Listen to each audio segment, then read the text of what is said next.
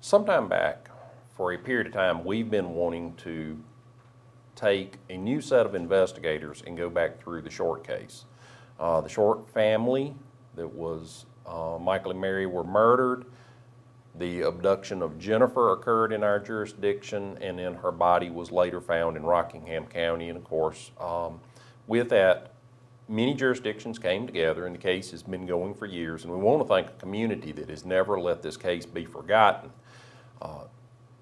Sometime back, we as people have retired, the years have continued on, we wanted to put a new set of people together on the case.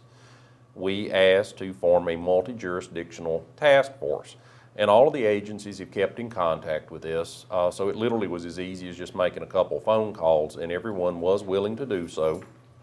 But we asked if the state police would designate someone. We have an investigator we've designated. Rockingham County is designated an investigator, and there is a federal task force officer that is going to be available. There will be other people helping, but the task force has formed. They have already started working on the Short case, and we are very thankful for that. We do remind people that the homicides did occur. At this time, we still have a reward that can be awarded for information that comes forward leading to the arrest of the suspects. We also make a plea again that if anyone has information, we have investigators that are assigned right now to follow every lead that comes in reference to this case. Some of the objectives of this was, once again, to take a set of investigators that have limited knowledge about the case and let them go looking through the case with fresh eyes per se.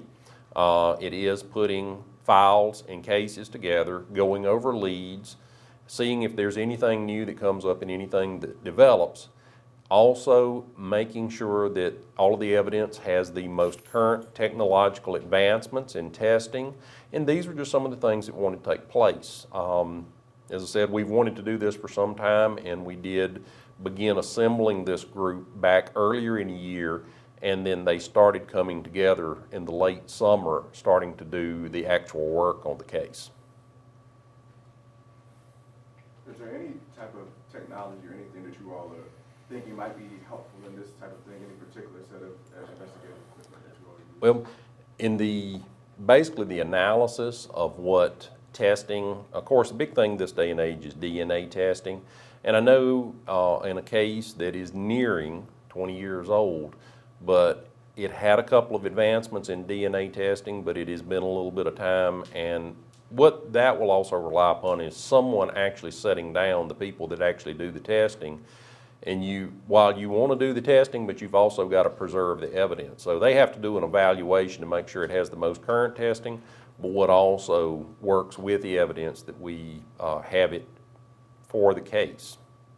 Do you mind talking maybe a little bit about some of the challenges you all have faced with this case? You know, obviously the task force will kind of meet a roadblock since the Short family home is no longer, you know, where it stood about 20 years ago. So, you know, does that kind of create a unique challenge for the task force as they try to re-look into this case?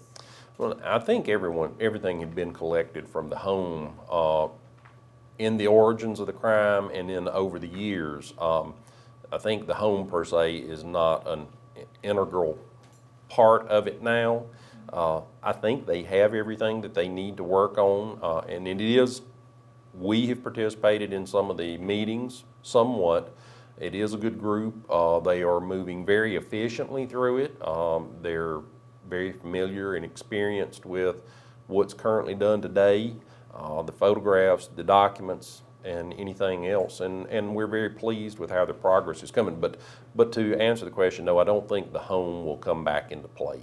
Sheriff, is there any truth to the rumor over the years that because of the age of the case that any of the evidence has been destroyed, lost, or damaged, or is that just a rumor? No, I think that is just a rumor. This is a massive case. It's unlike any case that I've ever even really heard of, because in the origins of it, there was a period of days that Jennifer was missing, and of course the hope was to find her alive.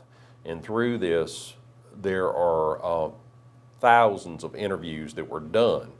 But once something's part of a case, it's part of the case. And a lot of work has been done. Many agencies try to help you have their documentation that they created with it. Evidence has been tested at various locations, but no, to my knowledge, everything is still preserved. And that was one of the parts of this, is we hope that this brings forward justice in this case, but we also wanted to organize and make sure that we know where things are at, and get it in a better, the case file in a better shape. I know there was one person that appeared before a grand jury, I think in Roanoke, as a person of interest that was from Rockingham, North Carolina, and then was determined not to be a person of interest. Is it true that that person is deceased? We had heard that he had died somewhere out west. Well, Do you know? well, now I don't know of the parts, excluding the grand jury in Roanoke, but are you referring to Mr. Bowman? Yes.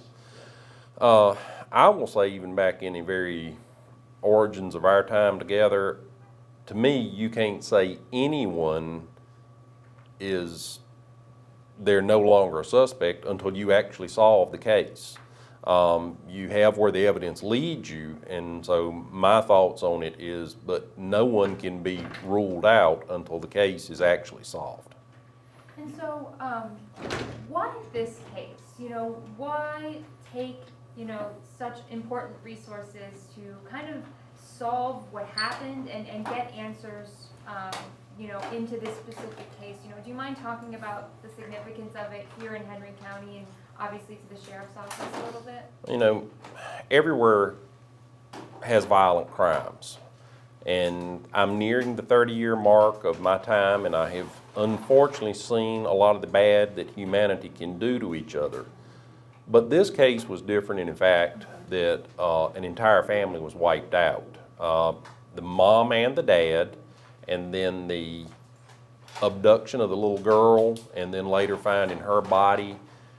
And while we want to solve any crime, but this was something that just went beyond. We've never forgotten it, the community's never forgotten it, and that was the reason that we wanted to bring everything back together, that it has been worked on, but we actually wanted to take, even in the midst of these busy and trying times, to actually put some people together and give it our best effort. Yeah, what would it mean for you personally, if coming into this case here, if this case were to be solved here with this reopening of the case, for you as a sheriff and for other deputies here, what would that mean to you personally here to have that case?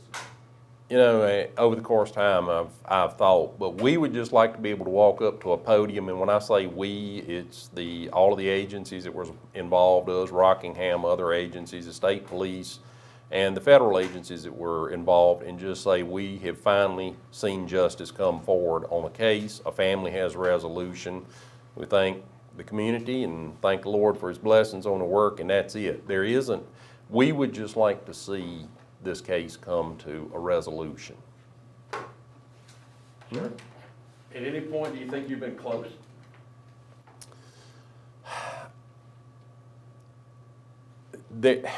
I want to say yes to that. I will also add to that I do think there are still a couple key people out there that are withholding information. You know, in saying what I've seen humanity do to each other, and that is a small segment of humanity. There's a lot of good people, but unfortunately, some people won't bring information forward, and I do think there are a couple people out there that have key critical information, and they are just withholding it, and I would like for them to analyze their conscience that a mom, a dad, and a young girl, whatever atrocities occurred to her, and I do think they hold that information. I think we have been, per se, close, but we also, the threshold that we have to live up to is there's being close, but then there's the actual stepping over the threshold where we now, by what we are following, rules out other leads and other people, and it is moving forward to an actual prosecution and hopefully a successful prosecution of the case. So there's a yes and no to that answer.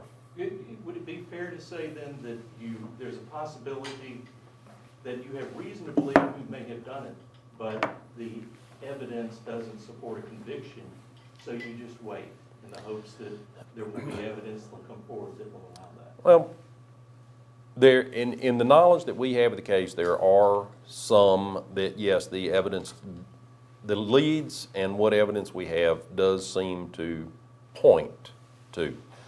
But I have to go back again, there is actually being able to say this is what we believe, but we know the second part of that is actually if a warrant is issued, it is not just a warrant being issued and it's over with, it has to carry through for a successful prosecution. So that's the reason we're a little hesitant in how we answer. We do believe in our work. There is a lot of work out there, and there's some things that we can't elaborate on. But in using what you're asking off of what Charles asked, I believe there's a couple key people that have information that could tie things together, and they're just not bringing it forward. I have to ask the question, who are they? Well, I will say that I have a feeling they will see this, and they know who they are. They have been approached numerous times. They've been told, we think, that they could tell us more than they are telling. But unfortunately, there are some people that just will not bring it forward. One other question, you've been dealing with the deputies and the pay. Mm-hmm. Any movement on that? Can we answer that after everything else is done as a separate issue? Sure. Anything else you wanted to say, Sheriff? No, we do ask the community. The community has been very supportive. I will say our area, we're big enough that we get to enjoy some things, but we're small enough that it has a lot of deep-rooted family and what's right ties to it. No one has ever forgotten this case. Us, the community, the family, everyone else. We do ask that they make one more push. We ask that they reach out to people and make sure we have all the information we need. We do reach out to the people that we do think are still withholding information. It didn't give us the best statement they could have, because all of us assembled here, and the vast majority of the people, our conscience, this is an atrocity that occurred in a community, and there's not many communities that have ever experienced this. And we want people to step forward and do the right thing for the right reason. And we ask people once again just to help us. We made a plea some time back that there may have been children that knew Jennifer, that somehow she was just about old enough that she may have said something that could help solve this case. We had aimed at adults before that had information. We do think it's adults that are kind of withholding information, but it is possible that she may have been experiencing something and spoke to a friend at school, and now they're old enough that maybe they could bring something forward that could help move this case. Thank you, Sheriff. Thank you. Help me down.